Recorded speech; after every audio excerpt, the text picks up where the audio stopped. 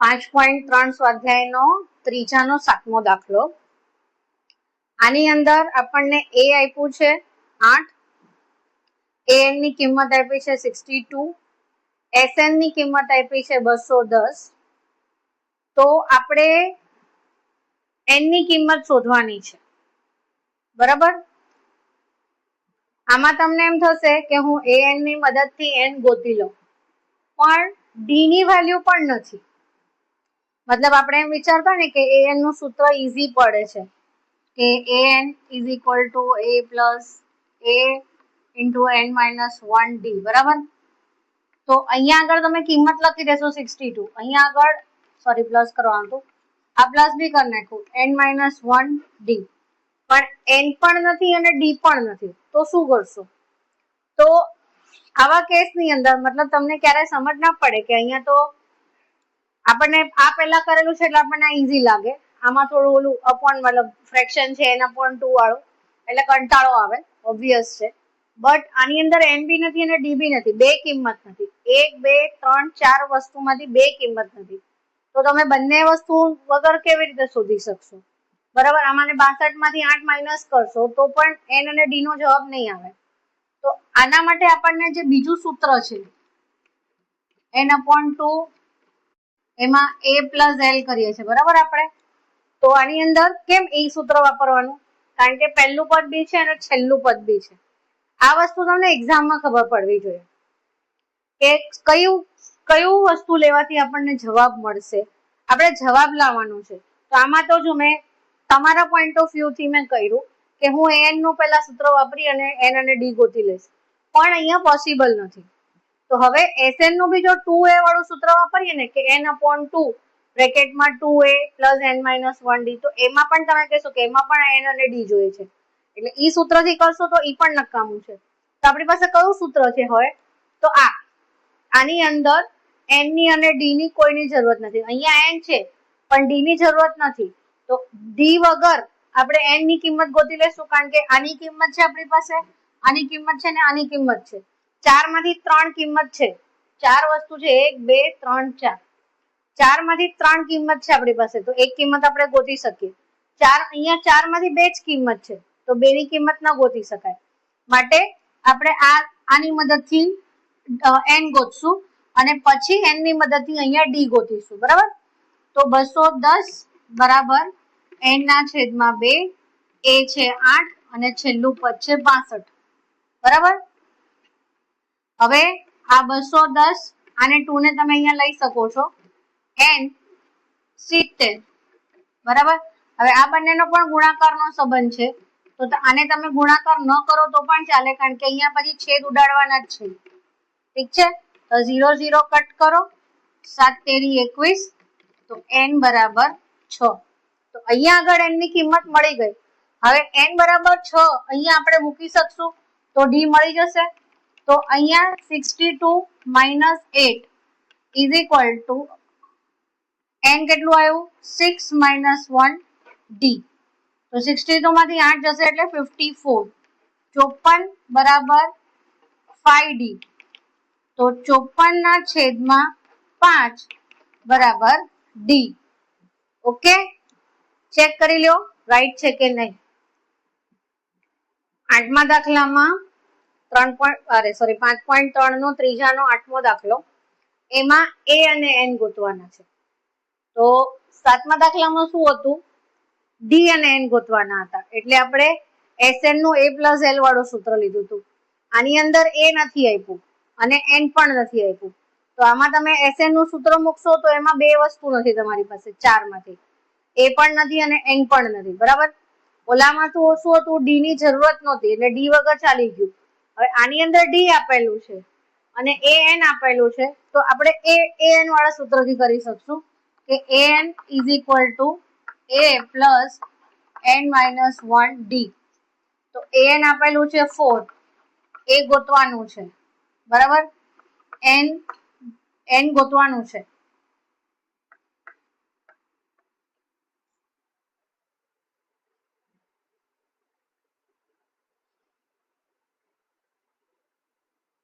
એક સેકન્ડ. જો આની અંદર પણ એવું થયું છે કે બે વસ્તુ નથી, બરાબર, થોડું હલી ગયું છે કેમેરો. આની અંદર પણ એવું છે કે બે વસ્તુ નથી, અને આમાં પણ આનું બી સૂત્ર લખીશું આપણે. તો જો a પ્લસ l વાળું લખશું તો એમાં પણ n/2 a પ્લસ l, તો a નથી n નથી, ખાલી Sn ની કિંમત છે. અને n/2 લખશું તો 2a પ્લસ n-1d.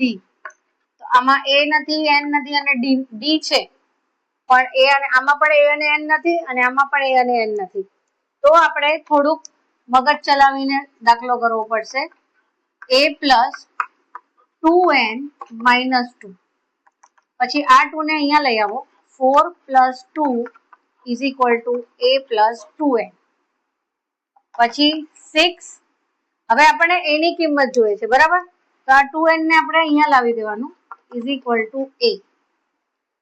આવી રીતે કરવું પડશે કેમ કે તમારી પાસે બે કિંમત નથી, અને અહીંયા આ સૂત્રથી પણ નથી તમને મળવાનું. લાસ્ટમાં કેવું હતું કે છેલ્લું પદ આપેલું, પહેલું પદ બી આપેલું, તો આપણે n ગોતી લીધું.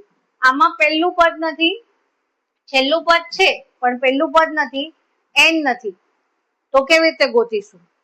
તો હવે આની જે કિંમત આપી છે -14 ઇઝ ઇક્વલ ટુ n/2. હવે 2a, તો a ની કિંમત આપણે અહીંયા ગોતી, આ કિંમત અહીંયા મૂકવાની, સમજાય છે? એટલે 6 minus 2n, 6 minus 2n plus n-1d. d ની કિંમત આપેલી છે 2. હવે હું અહીંયા થોડું ભૂસી નાખું છું જેથી કરી મને લખતા ફાવે અને તમને લોકોને કન્ફ્યુઝન ના થાય. જો આ a ની કિંમત, આ a છે ને, એમાં મેં આ કિંમત લખી છે 6 માઇનસ 2n, તો એ ધ્યાનમાં રાખજો.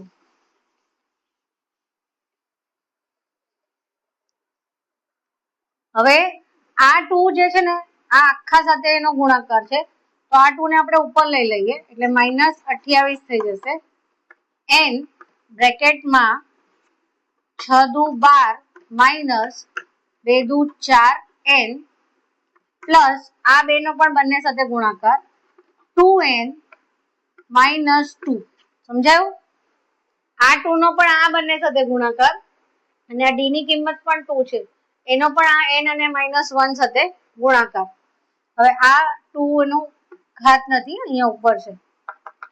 -28 ઇઝ ઇક્વલ ટુ n બ્રેકેટમાં, હવે જો આ 12 અને -2 એટલે 10 -4n પ્લસ 2n, તો -2n. બરાબર છે? થઈ ગયો હવે નાનો દાખલો.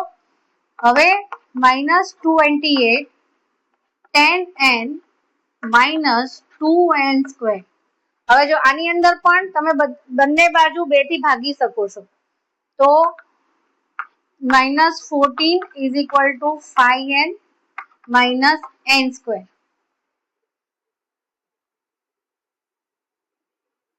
कुछ तो गड़बड़ है दया. બરાબર છે?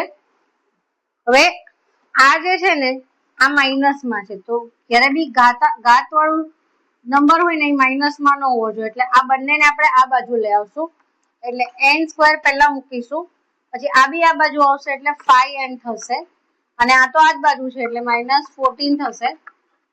હવે આપણે શું જોવાનું છે ખબર છે? કે આ નેગેટિવ છે, મતલબ ઋણ છે. હવે આ બધું કઈ કામનું નથી, આ ઋણ છે, બરાબર, તો ઋણ છે એટલા માટે આ બાદબાકી છે, તો 7 દુ 14 અને 7 માંથી 2 બાદ કરો એટલે 5 આવે, અને આ માઇનસ માં છે એટલે 7 માઇનસ માં આવશે, એટલે n² -7n plus 2n -14 is equal to 0. તો હજી સુધી આપણને a બી નથી મળ્યું અને n બી નથી મળ્યું, બહુ ધ્યાન રાખીને દાખલો કરજો. ન ખબર પડે તો ફોરવર્ડ જજો, એટલે સોરી આગળ જજો અને ફરીથી જોજો. n-7 plus 2 n-7 is equal to 0. n-7 અને આ બચ્યું n plus 2 is equal to 0. n is equal to 7 or n is equal to -2, કારણ કે આ +2 છે એ ઓલી બાજુ જશે એટલે -2 થઈ જશે, એટલે ઋણ સંખ્યા n ની આપણે ગણતા નથી, એટલે n બરાબર શું આવ્યું? 7.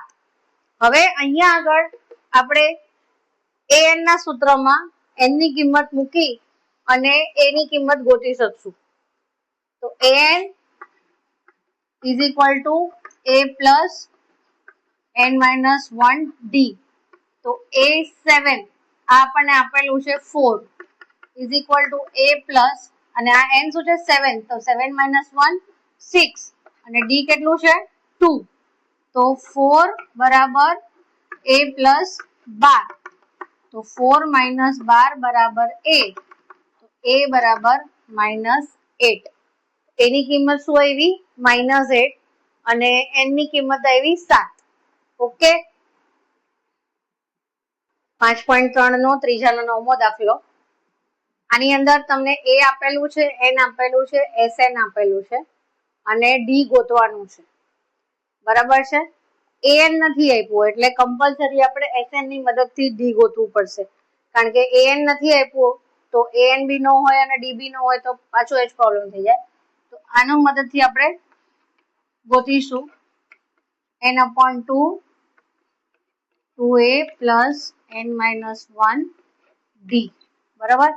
અને આમાં પણ ઓલું a plus l વાળું પદ નથી લેવાનું, કારણ કે l નથી, મતલબ છેલ્લું પદ નથી. તો 192 is equal to n8 છે એટલે 8/2 4 થશે. a આપેલું છે, અગેન આ 8 છે એટલે 8 માંથી 1 જાય તો 7. 192 આ 4 ને નીચે લઈ લેવાનું is equal to 6 plus 7d. 4 Chowk 16, 4 અઠ્ઠા 32. 48 minus 6 બરાબર 7d. 8 માંથી 6 જાય તો 2 એટલે 42 બરાબર 7d. તો d બરાબર 6. બરાબર? એના પરથી આપણે શું ગોતવાનું છે? ખાલી d જ શોધવાનું છે. તો d બરાબર 6 આવી ગયું. આ નાનો દાખલો હતો. ઓકે, આ 9મો દાખલો પતી ગયો. 5.3 નો 10મો દાખલો. એની અંદર તમને sn આપ્યું છે, છેલ્લું પદ આપ્યું છે, પદોની સંખ્યા આપી છે અને a ગોતવાનું છે. તો જો છેલ્લું પદ આપ્યું છે, સરવાળાનું મતલબ સરવાળો આપ્યો છે અને પદની સંખ્યા આપી છે, તો આપણે d વગર a ગોતી શકીશું a plus l વાળા ફોર્મ્યુલાથી. તો sn બરાબર n/2 બ્રેકેટમાં a plus l. બરાબર? પ્લસ છે. તો sn 144 છે, 9/2 a ગોતવાનું છે, l આપેલું છે 28. 144 આને ઉલટાવી નાખવાનું, કારણ કે આને આ બાજુ આપણે લઈ આવ્યા a plus 28. હવે 9 એકુ 9, 5 બચ્યા, 9 16 9 244 થાય. સોરી 144 થાય. 16 9 144. 16 દુ 32. આ -28 બરાબર a. તો a બરાબર 4. એની કિંમત મળી ગઈ. કેમ આમ થયું?